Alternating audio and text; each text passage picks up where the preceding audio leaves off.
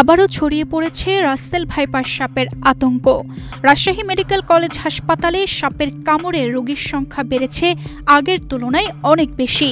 চলতি বর্ষায় পদ্মার তীরবর্তী জনপদে প্রায় প্রতিদিনই সাপের কামড়ে কেউ না কেউ আহত হচ্ছেন।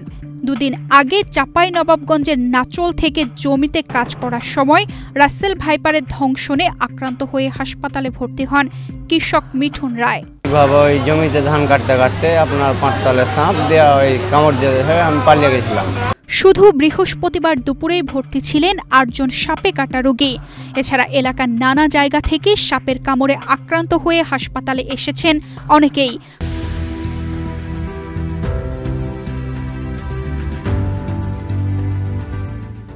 তবে বেশিরভাগই ধান খেতে কাজ করার সময় সাপের কামড়ে আক্রান্ত হচ্ছেন।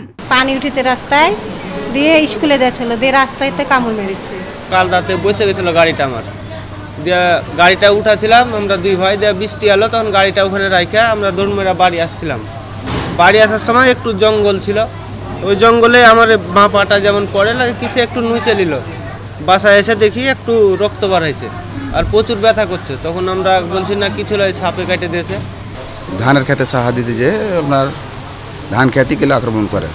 আক্রান্তদের মধ্যে যারা সচেতন তারাই কেবল হাসপাতালে আসছেন, কিন্তু এখনো অনেকে যাচ্ছেন গ্রামের ওঝার কাছে। হাসপাতালে দেরি করে আসায় অনেককেই বাঁচানো সম্ভব নয়। আবারও বলছি, সাপে কাটার পরে ওঝা, কবিরাজ, ঝাড়ফুঁক এগুলোর কোনো গুরুত্ব নেই, বৈজ্ঞানিক কোনো তথ্য প্রমাণেরও ভিত্তি নেই। তাই সময় ক্ষেপণ না করে, সাপ ধরতে গিয়ে, সাপের ছবি তুলতে গিয়ে, সাপের পরিচয় চিহ্নিত না করে আপনারা দ্রুততম সময়ে আক্রান্ত ব্যক্তিকে নিকটস্থ সরকারি হাসপাতালে নিয়ে যাবেন এবং চেষ্টা করবেন সেই হাসপাতালে নিয়ে যেতে যেখানে পর্যাপ্ত অ্যান্টিভেনম মজুদ রয়েছে। চলতি মৌসুমে রাজশাহী মেডিকেল কলেজ হাসপাতালে সাপে কাটা রোগী এসেছে মোট 359 জন। এর মধ্যে রাসেল ভাইপারের দংশনের শিকার 13 জন। এ সময় মারা গেছেন 3 জন রোগী।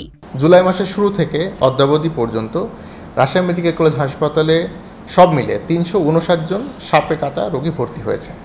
এর মধ্যে 276 জনই নন ভেনোমাস অর্থাৎ বিষবিহীন সাপের দংশনে আক্রান্ত হয়ে হাসপাতালে এসেছে এবং বাকি যে 83 জন তারা ভেনোমাস অর্থাৎ বিষধর সাপের কামড়ে দংশিত হয়ে হাসপাতালে চিকিৎসা নিয়েছে।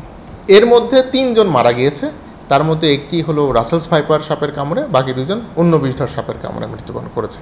পদ্মা তীরবর্তী এলাকায় রাসেল ভাইপারের উপদ্রব বেশি হওয়ায় সাপে কাটা রোগীদের চিকিৎসা সেবা নিশ্চিত করতে আগামী 15 দিনের মধ্যেই রামেক হাসপাতালে একটি বিশেষায়িত ইউনিট চালু করার কথা আছে। তানজিদা রহমান, ইনায়া, বাংলাদেশ প্রতিদিন।